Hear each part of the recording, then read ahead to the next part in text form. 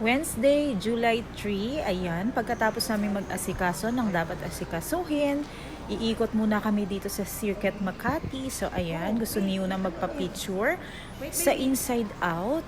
Syempre, kukuna ko muna ng video. Ayan, maglalakad na kami syempre. Kailangan magwiwi muna kasi toilet is life. Ayan, magpicture ka muna dyan Yuna. Ginaguide siya ng daddy niya para sa mga technique ng mga pagpipicture. Tapos syempre, alanganin na kasi yung kain namin kanina. So ito ay brunch.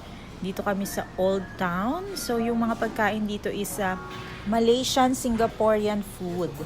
So ayan. Syempre kinikilig-kilig kami ng asawa ko dahil ang tagal na. Nung huli nakatikim kami ng ganitong pagkain. So sabi niya, nung nakita namin to, dumaan kami dito. Sabi niya, Singaporean food daw. Baka may banyan. Yung paborito ko. Kaya lang, wala. Tapos ayun, nakakita kami ng roti. Kaya lang, hindi naman available. So, okay lang din. Masarap naman yung pagkain niya. And affordable. Oo. Affordable naman. Hindi naman siya kamahalan. Masarap siya. Pero pag kayo na, hindi masyadong ideal yung ganitong restaurant para sa mga bata. Ayan, especially kapag yung Filipino food na sana yung mga bata. Kasi ito talaga ay medyo matapang yung spices. Parang para sa bata ha. Pero ayun, kaya nag-chicken lang siya. Mas na-enjoy niya yung kanyang tea.